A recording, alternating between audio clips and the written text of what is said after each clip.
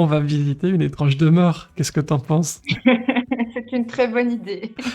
Mais avant de parler des coulisses de cette étrange demeure, je te propose qu'on fasse connaissance avec toi grâce au portrait chinois littéraire que le monde entier nous envie, puisque vous qui ne connaissez peut-être pas cette chaîne, on commence souvent les interviews par là. Salut Fanny H, bienvenue.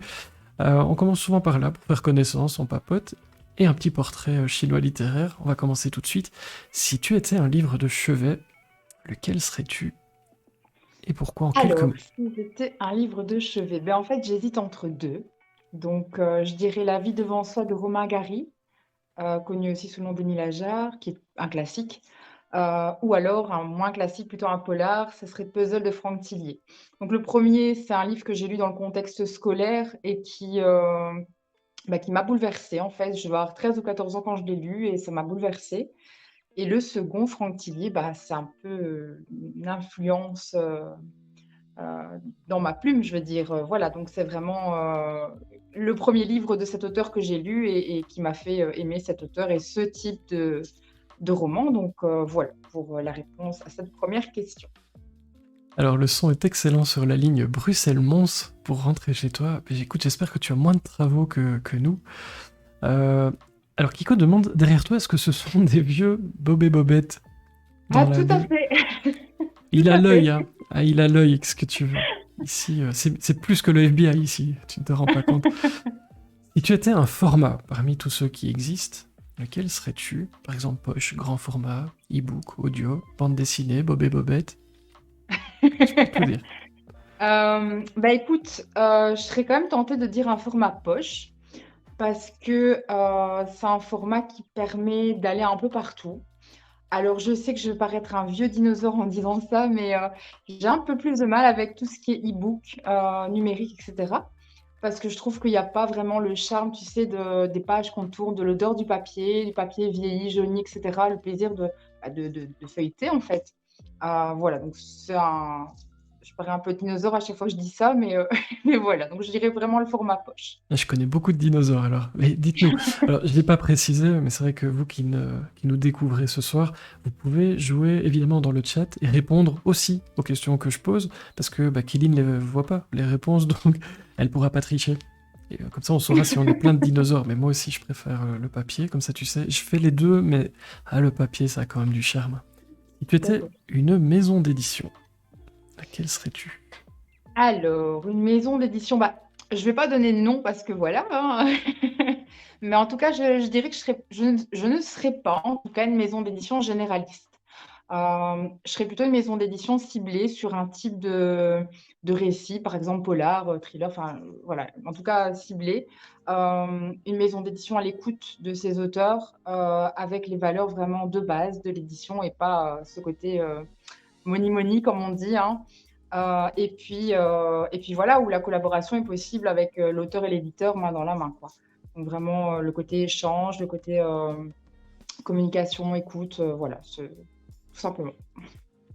Alors, il y a une grosse team papier hein, dans le chat, comme ça tu sais, je te fais un résumé, Ah, c'est je lis cool. évidemment tous vos messages, ne vous inquiétez pas, mais donc, grosse... il y a un gros lobby papier, mais je vous comprends.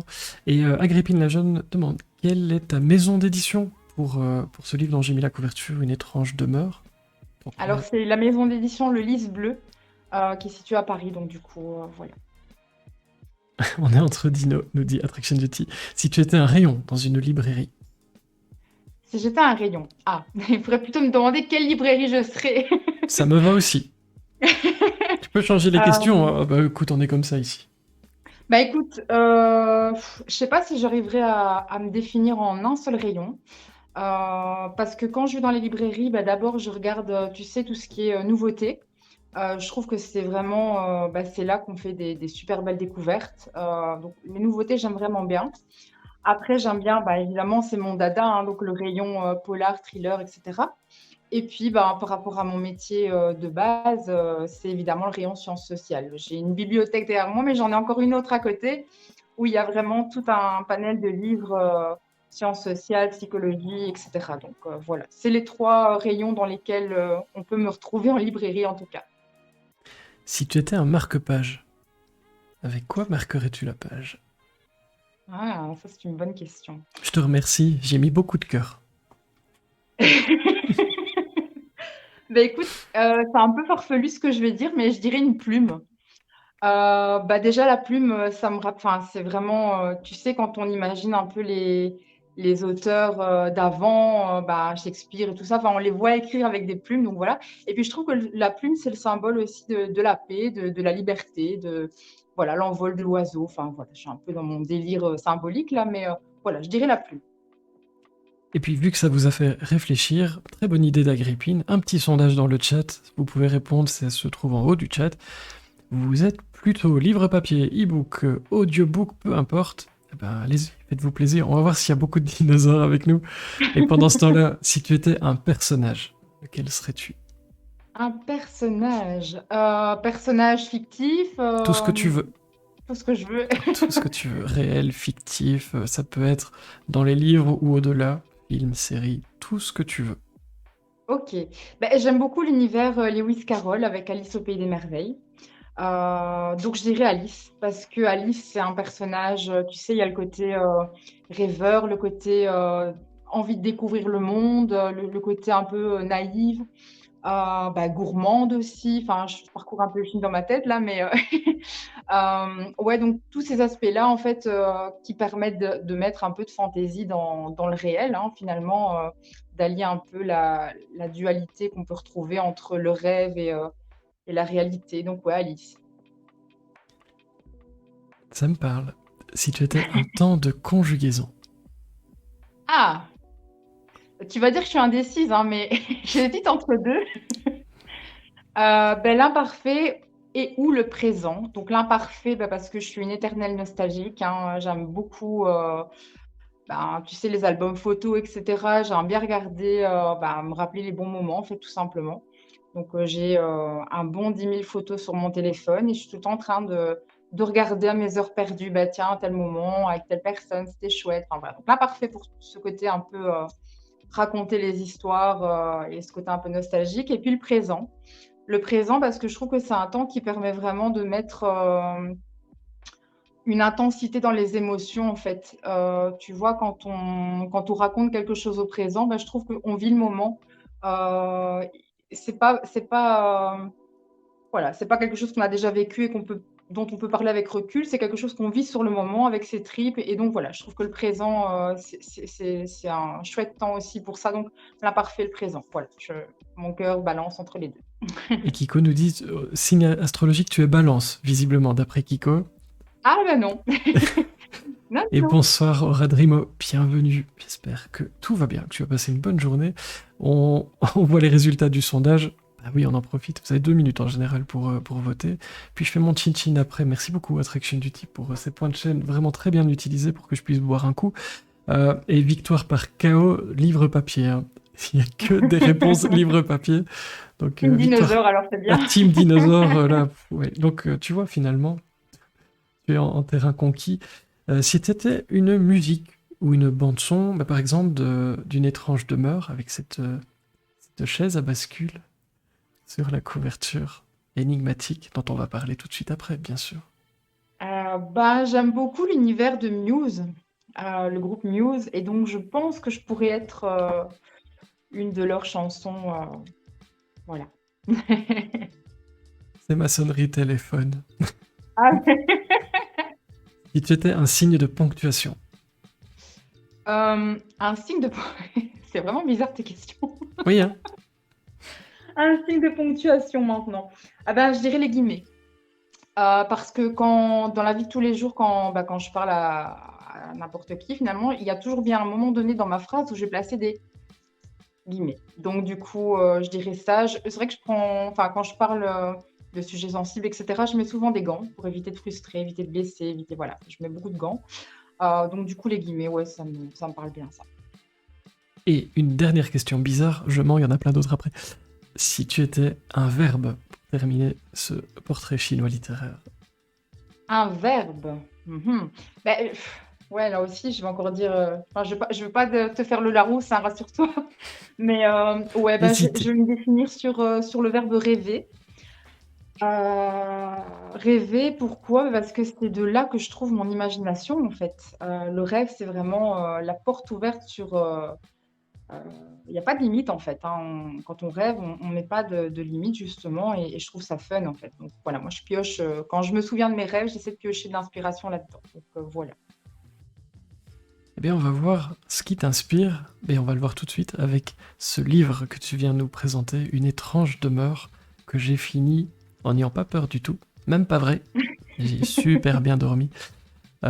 Première question, elle va te renverser par son incroyable originalité. Vous, si vous en avez d'autres, n'hésitez pas dans le chat, puisque maintenant on peut les afficher, on est des fous. Est-ce que tu peux nous dire de quoi parle ton roman? C'est ton premier roman. De quoi Oui. parle-t-il? Alors, bah, je vais pas en dire de trop parce que l'idée c'est quand même de le faire, de laisser le suspense, mais en tout cas, voilà, Une étrange demeure, bah, c'est l'histoire d'une jeune fille de 17 ans, elle s'appelle Laura. Elle va emménager avec ses parents dans une maison, et très vite, elle va être, face à des événements un peu bizarres, qu'elle seule va être amenée à voir, à entendre et à vivre. Voilà, au fil du temps, on va découvrir qu'en fait, Laura va être mandatée par un esprit, l'esprit de cette maison, pour résoudre une histoire familiale. Donc dans ce roman, on va retrouver évidemment une histoire familiale, on va aussi retrouver un petit peu une histoire d'amour, mais voilà, et une histoire d'amitié, puis voilà, enfin, tout plein d'autres choses, mais je dirais que ce sont les 3 sujets prédominants en tout cas. Et évidemment les événements paranormaux, mais donc ça va crescendo, hein, c'est du moins flippant, si je peux dire ça. Tu vois, j'ai mis des guillemets. Mhm. Du moins flippant au plus Tu vois qu'elles flippant. sont pas bizarres mes questions.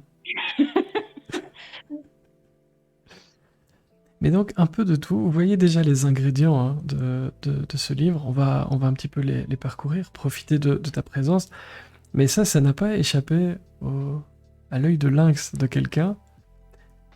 T'as des boucles d'oreilles livres, ça n'a rien à voir avec le livre, mais quoique, c'est... Alors oui, et c'est mon livre, c'est mon roman, donc voilà, c'est un petit livre avec des petites feuilles de papier. Ah oui, Et c'est donc carrément avec le effectivement, papier. ouais, ouais, ça s'ouvre et tout. Et Mais donc s'il pleut, tu voilà. fais quoi? Ah ben il pleut pas. Ok, mais t'habites en Belgique. Oui, mais il pleut pas. C'est risqué ça quand même. Allez, c'est chouette.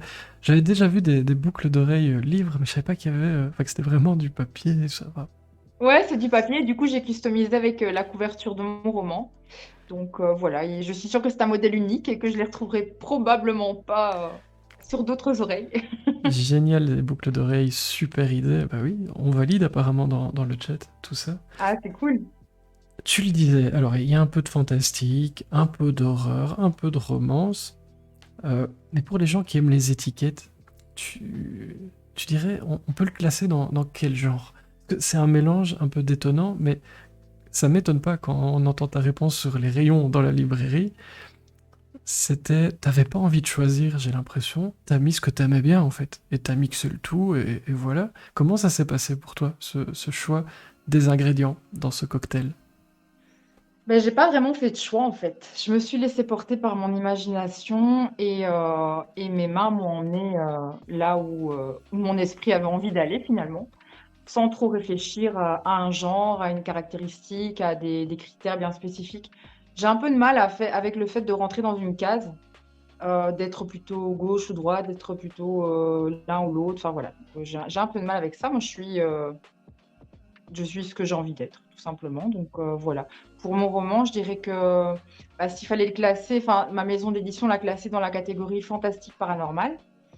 Je trouve que c'est adapté puisque ben voilà, on retrouve les critères de l'univers fantastique sans trop rentrer dans des personnages un peu plus, allez, on va dire un peu plus enfin, merveilleux, tu vois. Il n'y a pas d'ogre, il n'y a pas de. Bon, voilà, ça reste quand même une histoire réaliste, mais avec des pics de fantastique et de paranormal, du coup. Donc voilà. Mais je l'ai voulu quand même réaliste pour que les gens puissent, enfin, le lectorat puisse s'identifier de manière.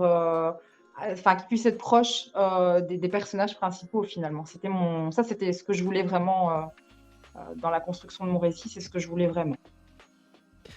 Alors, on le voit aussi avec le titre, Une étrange demeure.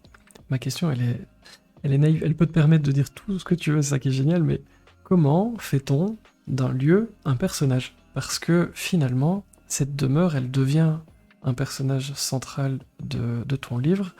Mais comment on fait pour qu'un lieu devienne un personnage? Ça, je sais que ça intéresse beaucoup de gens qui nous écoutent, et donc je me fais un plaisir de te poser cette question en leur nom, et débrouille-toi avec ça. Merci. Question suivante. On peut. Le temps, tu peux réfléchir à celle-là pendant la suivante, y a pas de souci. Bah non, je vais tenter une réponse, hein. Bah écoute, je pense que toute habitation a une histoire et que du coup, toute habitation est vivante. Enfin, voilà. Je mets des guillemets encore une fois dans ce que je dis, mais je pense que toute habitation est dotée d'une histoire, d'une vie et donc c'est un peu l'histoire de mon roman finalement. Il y a une histoire derrière cette maison qu'on a essayé de démolir, de remettre, voilà et donc finalement, c'est comme ça qu'elle devient «vivante» entre guillemets et c'est un peu ce qui fait la richesse d'une habitation quand on arrive, bah, là, en l'occurrence, elle va découvrir tout un tas de choses. On va avoir l'impression que cette maison est abandonnée alors que finalement, bah, qu'est-ce qui s'est passé derrière? On ne le sait pas trop. Enfin, c'est beaucoup de questionnements. Les habitants préfèrent se taire plutôt que de dire la vérité. Enfin, c'est un peu particulier et donc bah, voilà, je dirais qu'à partir du moment où, il y a de la vie dans une maison, bah, ça crée l'histoire et donc ça la rend vivante et donc ça devient un personnage du coup, voilà. Bon, je sais pas si la réponse est satisfaisante, mais j'ai fait de Mais mon je, mieux. je t'ai dit, c'est ça qui est bien ici, c'est qu'il n'y a pas de réponse insatisfaisante. Mais c'est vrai que c'est intéressant quand on s'approprie un lieu, mais je retiens quand même que chaque maison est un personnage. Donc, vous qui nous écoutez, vous êtes dans un personnage. Et c'est vrai qu'on entend des bruits, qu'il peut se passer des tas de choses. Est-ce que vous connaissez tout l'historique de ce lieu dans lequel vous êtes pendant que vous nous écoutez? C'est un peu tout ça qu'on retrouve dans ce livre et c'est assez intriguant. Ça doit être très amusant à utiliser. Et c'est ma question suivante. Comment on gère une ambiance angoissante? On va rester pour l'instant sur cette partie un peu paranormale angoissante, hein, puisque au final c'est un des ingrédients. Comment on fait pour gérer cette ambiance? T'as dit ça va crescendo, mais Ouais. comment on gère ça? Beh, déjà, j'écrivais le soir ou la nuit, hein, parce que moi, quand je regarde des films d'horreur ou ce genre de choses, c'est souvent le soir ou la nuit. Parce que je trouve que c'est une ambiance déjà propice à tout ce qui est un peu flippant. Et du coup, je dirais que bah, ça s'entretient à partir du moment où tu te fais peur toi-même. Tu vois, moi, quand j'écrivais et après, enfin, j'étais en train d'écrire et puis je me dis, mais allez, j'ai un peu froid, il y a un petit frisson où je regarde derrière moi et enfin voilà. Quand je me faisais peur à moi-même, je me dis, bon, bah, mission réussie, quoi, finalement, ce que tu écris est un peu flippant. Voilà, je finissais par me demander si j'étais un peu normale au final, mais voilà, je pense que ben, on y va progressivement, on essaye d'ajouter des éléments un peu plus, au fur et à mesure, bah, pour aussi tenir le lecteur en haleine, tout au long de l'histoire et pas, tout déballer d'un coup et puis après plus rien. Voilà, c'était un peu l'idée de cette aventure, d'écriture. Et il y a quelque chose qui t'a fait vraiment peur entre nous, il y a personne qui nous écoute.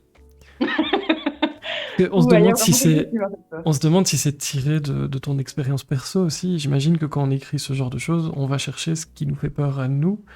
Donc Ouais. je me dis, tiens, est-ce qu'en écrivant, t'as parfois fait des cauchemars où tu t'es parfois dit, là, je me fais vraiment peur. Mais je sais pas si tu peux donner un exemple pour les gens qui écoutent. Parce qu'il y a pas Beh, mal de choses qui se passent hein, dans cette maison, donc oui, on oui, ne oui, c'est divulgage pas rien en en donnant un je ne petit spoil par-ci, mais pas. je te laisse choisir.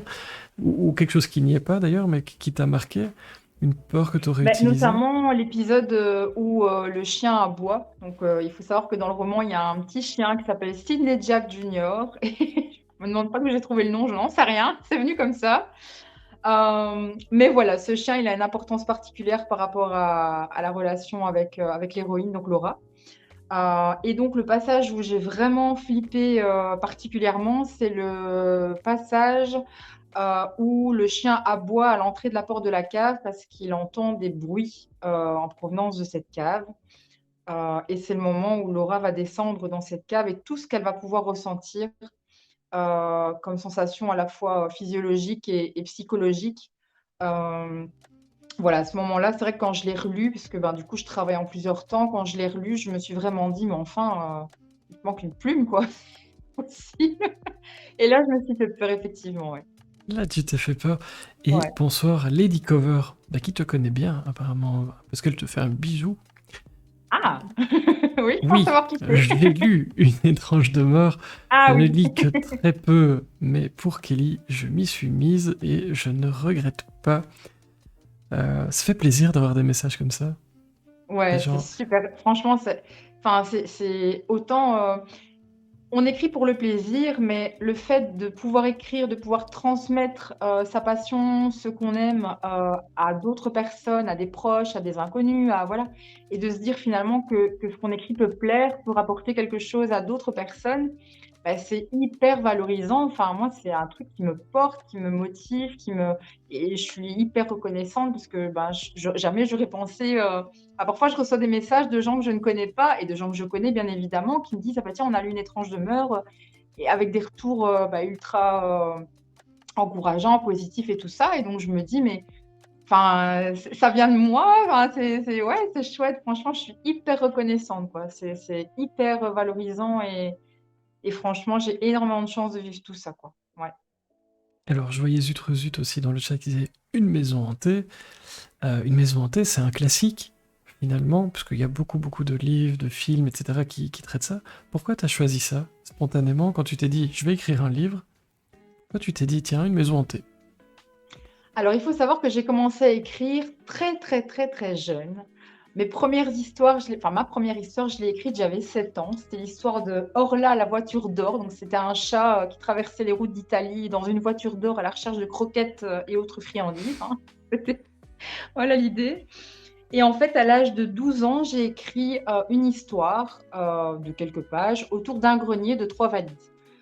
Donc voilà, j'ai continué mon parcours, scolaire, artistique, enfin voilà, j'ai touché un peu à tout et puis à l'âge de 22 ans, je me suis replongée un peu dans tous ces écrits que j'avais conservés, dont je n'avais plus forcément, le souvenir et je suis retombée sur, cette fameuse histoire autour d'un grenier de 3 valises et je me suis dit: «Mais enfin, il y a quelque chose à faire avec ça». Hem Et puis voilà, j'ai un peu ça a un peu mijoté dans ma tête, j'ai un peu laissé de côté, voilà.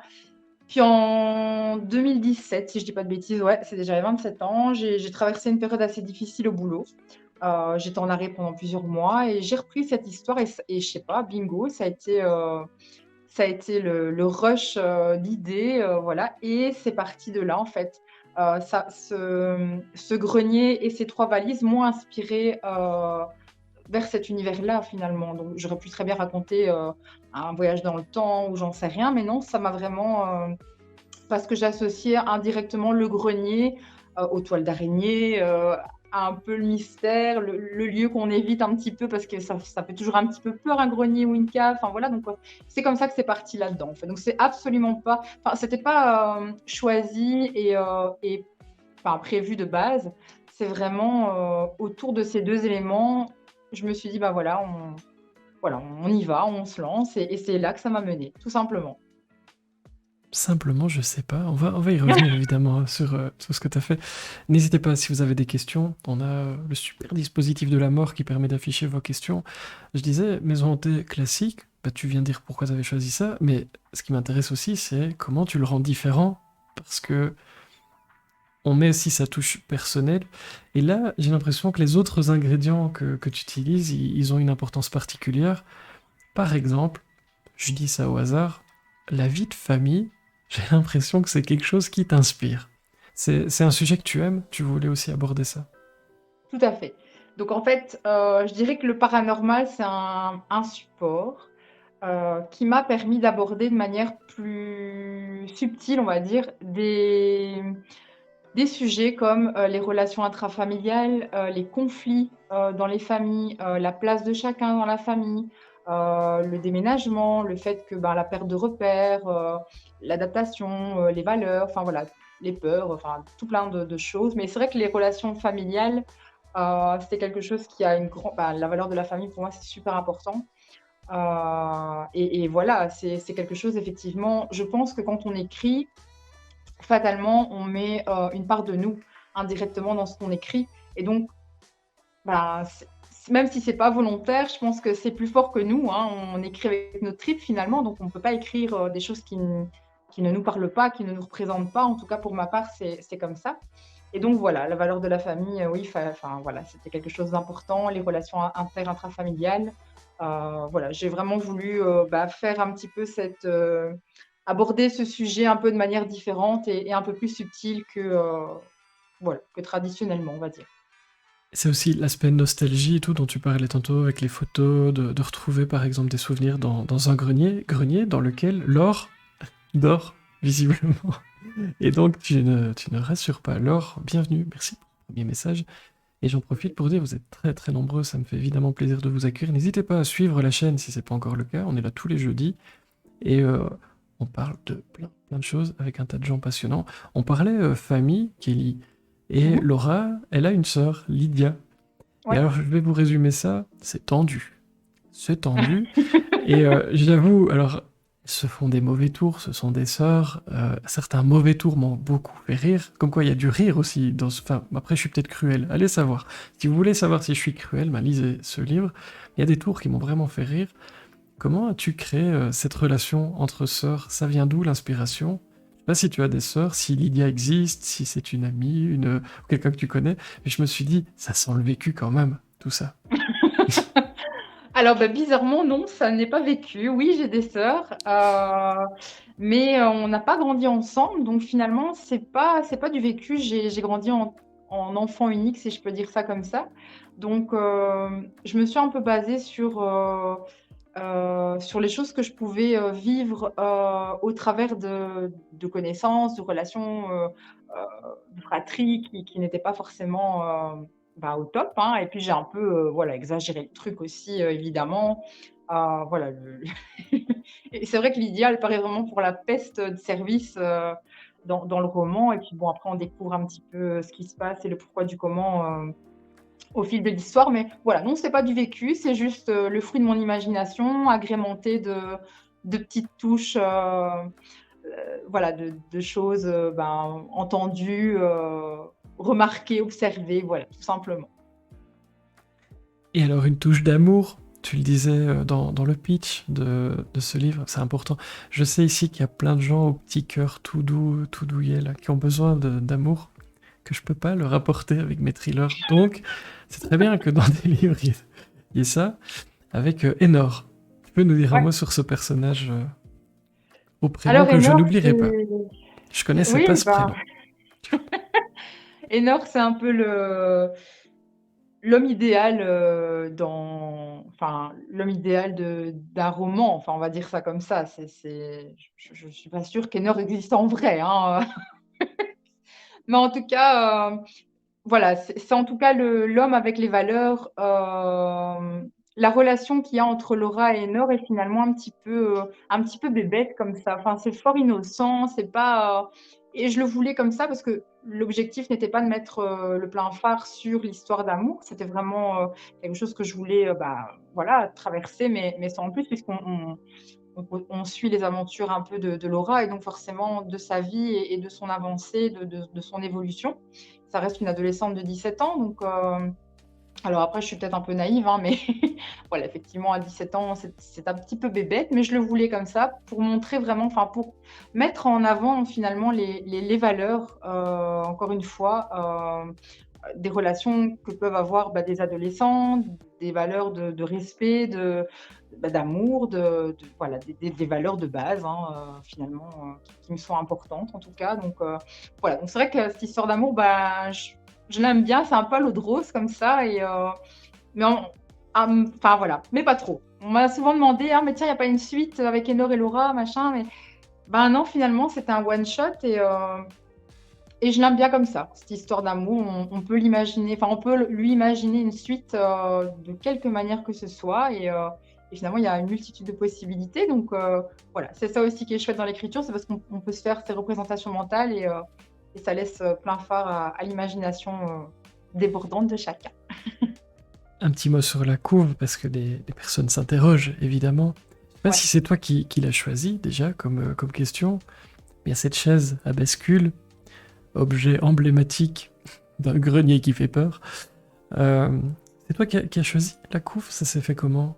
Alors, la couverture de base, c'était pas celle-là. La chaise y était, mais c'était pas, enfin, ma couverture de base, c'était la chaise, Il n'y avait pas l'encadrement rouge, il y avait pas, voilà, c'était vraiment l'ambiance grenier. Puis ça a été retravaillé par le graphiste de la maison d'édition. Et donc, ça a été finalement la proposition finale euh, qui a été votée à l'unanimité. Donc, on a travaillé, je veux dire, d'un commun accord sur cette couverture. Donc, et je ne démordais pas sur le fait que je voulais cette chaise qui est, comme tu l'as souligné, l'élément principal, l'élément, enfin, pas principal, mais en tout cas central de cette histoire. Donc, voilà, c'était effectivement une volonté de ma part de la voir assez sombre finalement et dans cette atmosphère un peu mystique, quoi. Alors, tu en as déjà touché un mot, mais je le disais, on a la chance ce soir d'avoir des premiers romans, et donc des gens qui se sont lancés dans cette aventure de dingue. Comment ça s'est passé pour toi? Ça intéresse évidemment beaucoup les personnes qui nous écoutent. T'as un peu expliqué le lancement de l'idée, cette période un peu plus compliquée au boulot, puis tu décides d'écrire, t'y arrives parce qu'il y a plein d'idées qui viennent, ça c'est plutôt une bonne nouvelle, mais après, qu'est-ce qui se passe? Comment on se dit, tu vois, ah, je vais le proposer ici et là, et puis il sort, et puis il se passe des choses. Ça s'est passé comment pour toi, tout ce petit parcours? Alors, ben, je l'ai envoyé à des maisons d'édition parce que j'y connaissais rien. Donc, je l'ai envoyé à des maisons d'édition, voilà, où j'ai reçu des propositions totalement farfelues, hein, donc voilà. Puis après, je l'ai retravaillé, Comme je l'ai quoi, fait. ça Ben, intéresse, c'est... des maisons d'édition à compte d'auteur, par exemple, où vraiment, ben, tu payes 5, 6, 7, 8 000 euros pour la publication de ton livre, par exemple. Alors là, tu as des propositions tout aussi alléchantes les unes que les autres. Ils n'ont pas lu ton livre un seul instant, mais ils te font des propositions de malades. Donc ça, ben, j'ai vite vu clair dans l'arnaque. Puis après, j'ai fait relire mon roman par une correctrice qui, elle, euh, a travaillé dans le monde de l'édition en Belgique et donc m'a une petite maison d'édition dans la région de Mons. Et elle m'a dit, ben voilà, il faut que tu sois vigilante à ça, à ça, à ça. Et donc c'est comme ça que, après avoir retravaillé mon roman, j'ai sélectionné des maisons d'édition, j'ai envoyé. Donc j'avais eu 3 propositions favorables par rapport au contrat qui était proposé. Enfin, il y avait des modifications qu'il fallait apporter qui ne me convenaient pas parce que je trouvais que ça altérait complètement le sens de mon roman. Et je voulais pas que ce soit un produit. Enfin, après, bon, voilà, on écrit aussi pour. Enfin, moi, mon but ultime dans l'écriture, c'est une passion. Et voilà, mon objectif, c'était de publier mon livre. Et alors, si ça se vend, c'est super, franchement, c'est génial. Enfin, voilà, c'est un plus, c'est un bonus, mais c'était pas mon intention première. Donc, je voulais pas une boîte Afrique entre guillemets. Euh, et donc, j'ai refusé une offre. L'autre me proposait quelque chose qui était un peu ambivalent et c'était sur 2 ans. Voilà, enfin, je voyais pas trop la finalité. Et donc, finalement, c'est le Lys Bleu qui m'avait dit oui sous condition. Condition de revoir tel et tel chapitre, tel et tel, voilà. Et donc, bah, c'est comme ça que ça s'est fait, en fait. Voilà. Et donc c'est important d'être épaulé quand on commence. Ouais, tout à fait, parce qu'il y a, Si tu enfin, n'avais pas eu les conseils, ça aurait été... ouais, je crois que j'aurais, enfin, foncé tête baissée, peut-être pas, parce que je suis quand même quelqu'un de réfléchi et j'essaie quand même de peser le pour et le contre avant de me lancer surtout dans ce genre d'aventure.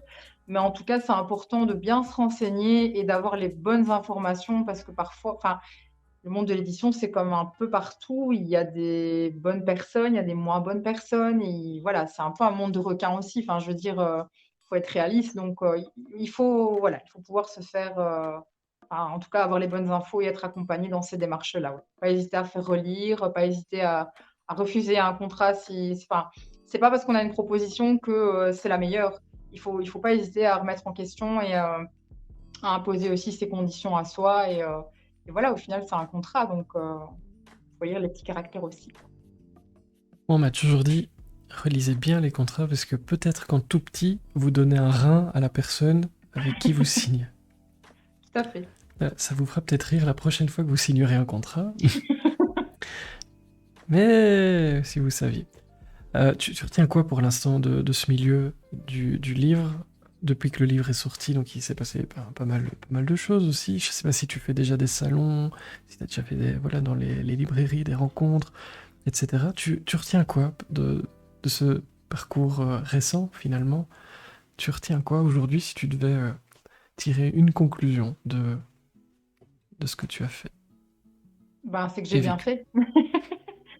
j'ai bien fait de le faire et c'est un rêve d'enfant que j'ai réalisé et donc ben, si je dois retenir quelque chose, c'est que rien n'est impossible et que quand on le veut vraiment et qu'on s'en donne, les possibilités, les moyens, enfin quand je parle de moyens, je parle de travail, de persévérance et des moments de doute, on en a tous, je pense, en tant qu'auteur, mais il faut aller au-delà de ça et persévérer parce que, ben, finalement le jeu en vaut la chandelle. Enfin moi je rencontre, j'ai encore un salon du livre ici dimanche, à Wallin.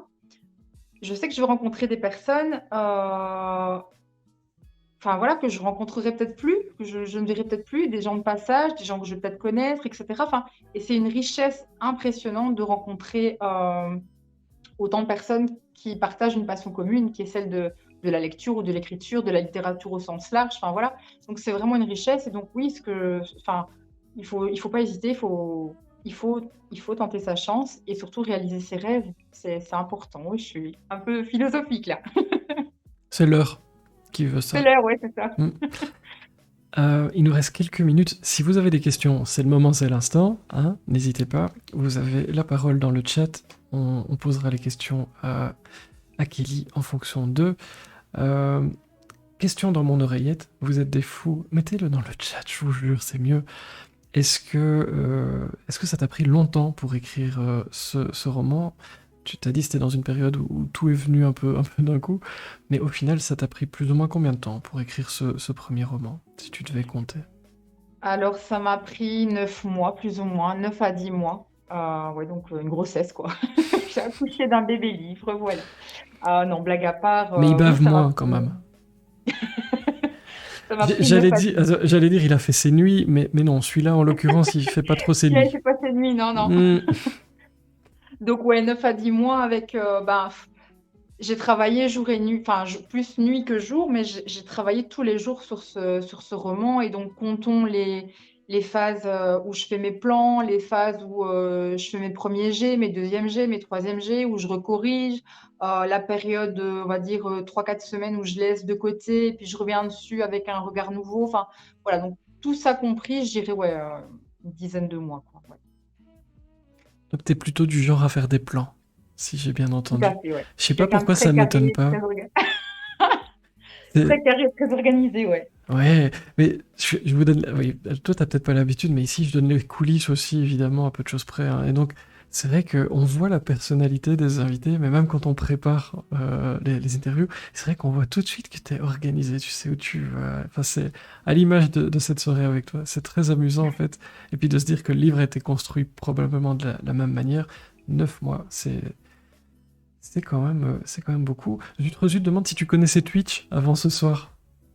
Oui, parce que j'ai mon beau-frère qui a enfin, qui a une chaîne bah, comme toi, mais sur un autre registre. Lui, c'est plutôt jeux vidéo, etc. Donc, du coup, oui, je connaissais la plateforme, ouais. Alors, on a aussi Lady Cover qui demande quand je publierai un livre, est-ce que je pourrais venir chercher des conseils auprès de toi? Bah, avec plaisir. Ah, je suis peut-être pas la mieux placée, on va dire. Enfin, voilà, je débute, mais en tout cas, les conseils que j'ai reçus, je suis quelqu'un qui aime bien le partage. Et donc, bah, il y a plus d'idées dans deux têtes, dans trois têtes que dans une. Hein. Et donc, bah, effectivement, si je peux amener quelques conseils, du moins ceux que j'ai pu recevoir, bah, c'est avec grand plaisir, ouais. Alors, question traditionnelle de la boîte. Je reprends le relais un petit peu pour ces dernières minutes, mais imaginons que la boîte puisse te faire traverser le temps et que tu retrouves la Kelly enfant. Tu aimerais lui dire quoi ce soir? Ça aussi, c'est une minute philosophique en général. Tu peux te lâcher. J'aimerais lui dire quoi? Ouais. Euh, Ah ouais. Ouais. Ben, Va dans j'aimerais le lui dire grenier. merci. Ponce. Non, on va dans le grenier, planque-toi dans la cave. Non, non, j'aimerais lui dire merci parce que tous ces moments pas forcément évidents qu'on peut traverser quand on est enfant, enfin adolescent, etc., bah, m'ont permis finalement d'être celle que je suis aujourd'hui. Et toutes ces petites histoires, je parlais d'Orla, la voiture d'or tout à l'heure, hein, mais il y en a d'autres. Et c'est notamment les prémices de mon second roman qui ont été écrites quand j'avais 9-10 ans également. Donc, je lui dirais merci parce que ben, c'est grâce à tous ces petits écrits, ces petites histoires planchées comme ça, au bord d'une table, enfin voilà, le long d'un lac, enfin j'en sais rien d'où j'écrivais ça, mais le fait de les avoir gardés, ben, ça me donne vraiment Voilà, c'est vraiment la concrétisation d'un rêve d'enfant. C'est des choses que j'ai faites quand j'étais petite, quand j'étais adolescente, sans du tout m'imaginer les éventuelles répercussions que ça pourrait avoir par après. Et finalement, ben, voilà, maintenant j'utilise ça, comme outil et c'est une boucle enfin, ouais, une boucle qui se ferme finalement. Donc, ouais, c'est hyper positif, donc je lui dirais merci. Et donc la question de Laure, qui est aussi la mienne pour terminer, mais quels sont tes projets? Et Laure demande un prochain roman de prévu. Moi, j'entends que tu as noté plein de choses quand tu étais enfant. Donc, il y a combien de livres comme ça dans tes tiroirs? Ça m'intéresse. Mais est-ce que tu en as un de prévu pour sortie, pour que les gens qui ont aimé Une étrange demeure ou qui découvriront cette étrange demeure, c'est quoi la suite du programme pour toi? Alors j'en ai un qui est enfin je travaille sur un second effectivement, donc là je suis au stade planche, plan, fiche personnage et cetera, donc voilà. Mais il y a un second qui est en préparation, donc ouais, c'est prévu. Je ne sais pas la date à laquelle il sortira, je ne sais pas, je ne sais pas me projeter par rapport à ça parce que je me mets pas de deadline en fait, ça reste une passion et donc je veux pas écrire sous pression. Je vais écrire vraiment dans les moments où j'ai l'inspiration et quand ça me vient, quand j'ai envie et voilà. Donc mais il y aura très, très, très probablement, un second bébé qui viendra, je ne sais pas si je mettrai 9 mois ou si ce sera une gestation, d'un autre mammifère, hein. En tout cas, voilà, c'est l'idée, de sortir, de ne pas m'arrêter là.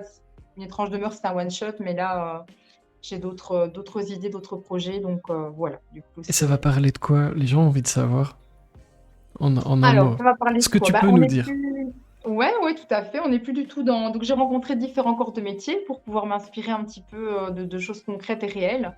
Donc là, je suis vraiment dans la phase recherche. Et donc c'est un peu plus, je vais dire une enquête, hein, un peu comme ça, où on suit en tout cas une enquêtrice. Ce qui va se passer avec cette enquêtrice, c'est que les méchants, si je peux dire ça comme ça, tu vois, j'ai encore des guillemets, les méchants de l'histoire ont un lien particulier avec l'enquêtrice. Donc, encore une fois, là, on va retrouver des histoires de famille, etc. Donc, voilà, autour d'une histoire un peu plus gore, hein, un peu plus noire, un peu plus sombre, un peu plus. Voilà. Et tu as déjà un titre? Me demande-t-on? Alors, je n'ai pas encore de titre défini. J'en avais un, mais je ne suis pas encore tout à fait persuadée de le garder. Donc, voilà, je ne dévoile pas trop. Tu as le titre de travail qu'on ne dévoile jamais.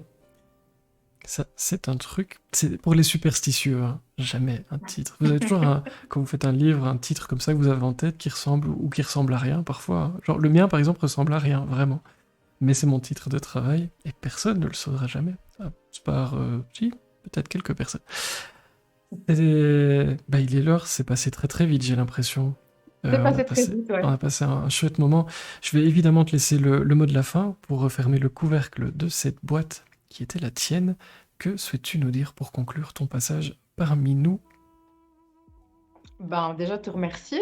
C'était vraiment, super sympa, super agréable et une belle découverte, de cette petite émission, très sympa et puis remercier toutes les personnes, bah, qui ont visionné, qui étaient présentes, qui ont participé, de près ou de loin donc voilà, merci à vous et puis, ben, voilà, bah, ici j'ai plusieurs salons, hein, qui sont prévus au mois de juin, donc du côté de la Louvière, dimanche à Ouallins.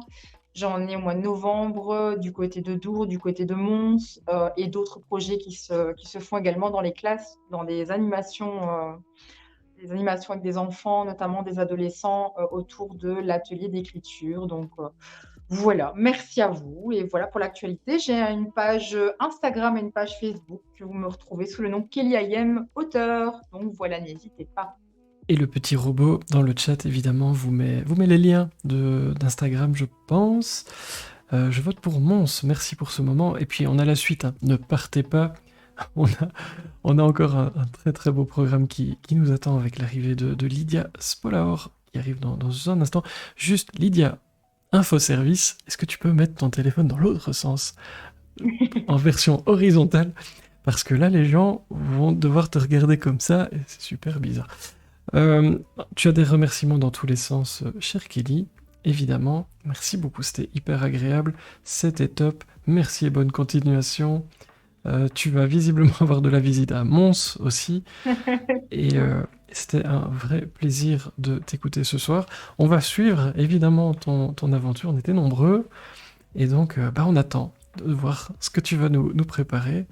Et en attendant, on va s'asseoir sur le siège à bascule tranquillement, tranquillement pour profiter. Euh, le petit mot de la fin, c'est celui-ci. On a perdu Lydie en coulisses, mais c'est pas grave, on va la récupérer tout de suite. Je m'inquiète presque pas. Donc tu garderas un bon souvenir de ton passage avec nous, alors, si j'ai bien compris. Un excellent souvenir, ouais, franchement, c'est super agréable. Et puis, ben voilà, t'es super sympa aussi. Donc, tu facilites la communication, tu facilites la prise de parole. Donc, c'est vraiment chouette, vraiment, vraiment chouette. Faites un clip du moment où il dit que je suis cool. Ce message était désespérant, mais ouais, vous savez bien. Un petit peu, ouais. Il commence à être tard, alors je peux faire des trucs comme ça.